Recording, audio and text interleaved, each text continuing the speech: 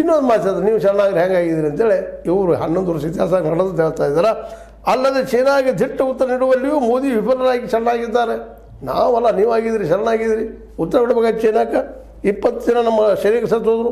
ಅವರಿಗೆ ಇಲ್ಲಿವರೆಗೆ ಚೀನಾದಿಂದ ಸರಕುಗಳನ್ನು ಖರೀದಿಸುವುದಿಲ್ಲ ಎಂದು ಮೆಹಮ ನಿಂತಿಲ್ಲ. ಅಷ್ಟು ಅವ್ರು ದೇಶಭಕ್ತರಿದ್ರೆ ನಾವು ಚೀನಾದಿಂದ ಮಾಲ್ಗಳು ತರಿಸೋದಿಲ್ಲಪ್ಪ, ಅಲ್ಲಿ ವಸ್ತು ತರಿಸೋದು ಯಾಕೆ ಹೇಳ್ತಾ ಇಲ್ಲ. ಇವೆಲ್ಲವೂ ನೋಡಿದಾಗ, ವಾದ ವಿವಾದಗಳು ನೋಡಿದಾಗ ನಮಗನ್ನಿಸೋದು ಇಷ್ಟ. ಈ ಕಳೆದ 11 ವರ್ಷಗಳಲ್ಲೇ ನಾವು ಮೇಲ್ಮೇಲೆ ನಮ್ಮ ವಾಹಿನಿ ಮೂಲಕ ನಾವು ಚರ್ಚೆ ಮಾಡ್ತಾ ಇರ್ತೀವಿ. ಏನಂದರೆ ಇವತ್ತು BJP ಇನ್ನೊಂದು ಕಾಂಗ್ರೆಸ್ನ ಮುಖ ಇದು ಅನ್ನುವಂಗೆ ಆಗೋಗ್ಬಿಟ್ಟದ.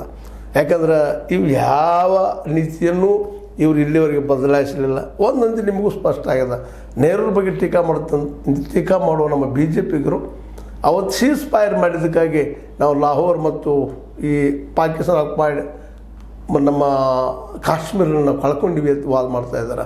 ಈಗ ನಿಮಗೆ ಅವಕಾಶ ಬಂದಿತ್ತು, ಈಗ ಇಂಡಿಯಾ ಗೆಲ್ತಾ ಇತ್ತು. ಕೇವಲ ಟ್ರಂಪ್ ಅವ್ರ ಮಾತಿನಿಂದ ಹಿಂದೆ ಅಥವಾ ಅಲ್ಲೇ ನಿಲ್ಲಿಸಿದ್ರಿ ಅಂತೇಳಿ ಕಾಂಗ್ರೆಸ್ಸಿಗರ ವಾದದ. ಇದು ನೆಹರು ಮತ್ತು ಮೋದಿಯವರಿರುವ